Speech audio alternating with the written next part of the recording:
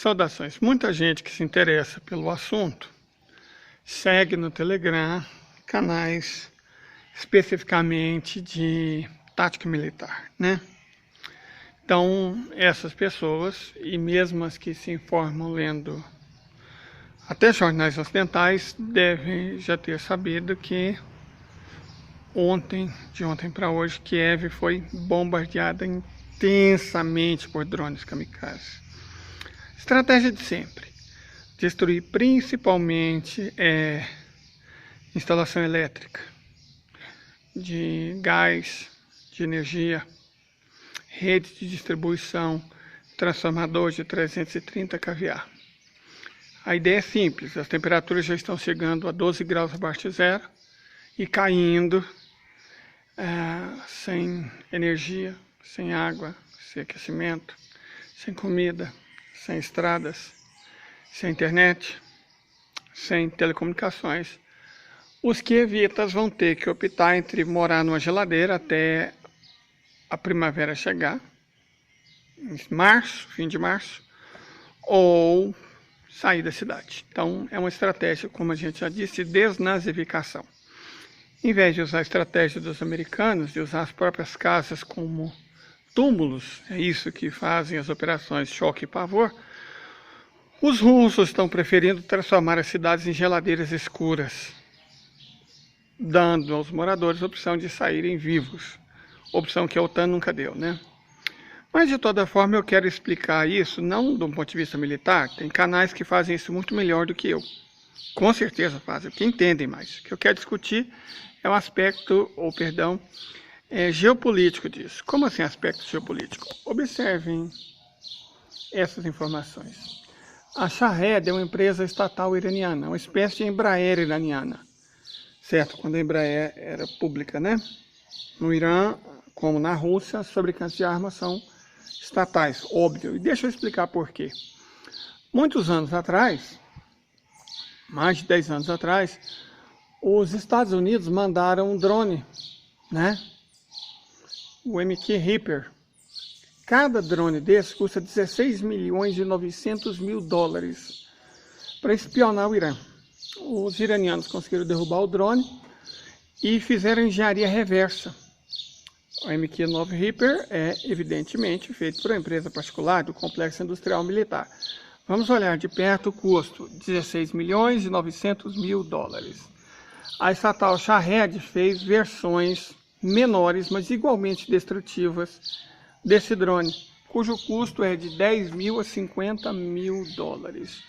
Então isso quer dizer que o preço é entre 1.700 e 300 vezes mais barato, certo? É por isso que só desse aqui, Shahed 136, os russos compraram extraordinárias 20 mil unidades. O Shahed 136, ele é perfeito para o trabalho de destruir transformador. Ele não é rápido, 300 km por hora, mas ele não é rápido comparado com os hipersônicos russos. Mas a 300 km por hora ele também é muito lento para os caças ucranianos, os poucos que ainda existem, conseguir derrubá-lo, mas rápido demais para ser derrubado por terra. E ele voa baixo, voa muito baixo, é difícil de ser detectado, a assinatura de calor dele é muito pequena, e o mais interessante, ele faz um barulho de cortador de grama. O efeito psicológico de uma nuvem de Shahed 136 em cima de uma cidade é devastador. E parece que só hoje a Rússia mandou centenas deles apenas para Kiev. E, relembrando, esses drones iranianos, cada um mais eficiente e mortal que o outro, custam de 10 a 50 mil dólares. Foram feitos a partir da engenharia reversa do MQ-9 Reaper, que custa 16 milhões e 900 mil dólares. Por quê?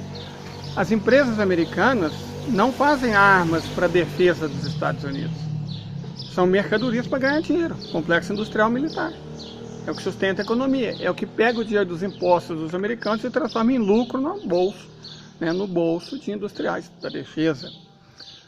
Os iranianos fizeram armas com o objetivo específico de matar, de destruir infraestrutura. Não, na verdade, não matar, né? Destruir infraestrutura. e estão vendendo deles aos milhares para a Federação Russa. A Federação Russa, inclusive, pega o Shahed 136 e faz a versão Geran 2, com uma pequena diferençazinha. Os drones iranianos são muito bons. Em que os russos modificaram? A carga. Os russos são ótimos em cargas altamente explosíveis, como, por exemplo, cargas termobáricas. Então você pega o Shahed 136, coloca uma carga termobárica e transforma uma arma mortal numa arma extremamente mortal. Porque ela tem todas as ótimas características de engenharia do Shahed 136, mais as características bélicas muito superiores que os russos desenvolveram ao longo de décadas. Então, o Geran 2 é o mesmo Shahed 136 na aparência. A diferença, repito, é a carga, que muitas das vezes é termobárica. E os russos estão inundando a Ucrânia com esses mísseis kamikazes, esses drones kamikazes. Alguns deles têm alcance de 1.000 quilômetros, Shahed 186, por exemplo. Então eles conseguem atingir qualquer parte do território ucraniano e bater duro e muito. E o mais interessante, do ponto de vista psicológico, eles são barulhentos. Então, o efeito psicológico de ver um enxame de drones chegando é devastador. E na guerra, o efeito psicológico nunca pode ser subestimado. Tá certo? Então, o que nós estamos discutindo aqui, em última instância, é a eficiência do socialismo industrial, seja russo, seja iraniano, né, islâmico, sobre o capitalismo neoliberal.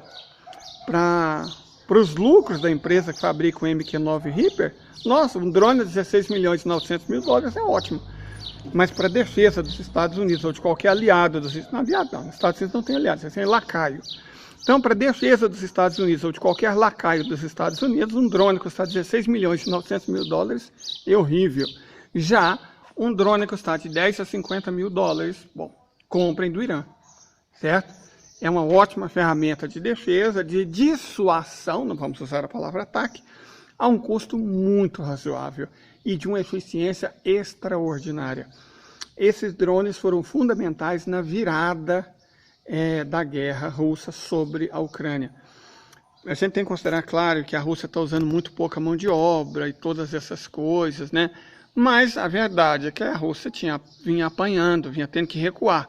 Depois que começou a usar esses drones de maneira massiva, o que só é possível, porque tanto o Irã quanto a Federação Russa são economias industriais, ou seja, capazes de produzir armamento, munição, combustível em grandes quantidades e em alta velocidade, somente pelo fato de serem economias industriais, a Federação e o seu aliado o Irã têm conseguido virar o combate de maneira dramática sobre a Ucrânia e os seus financiadores da OTAN. Perfeito? Então, essa é a nossa análise matutina.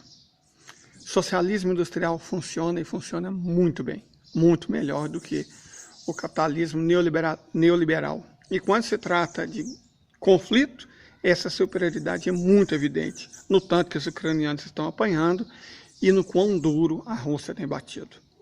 Bom dia, curta, compartilhe, gente, de verdade.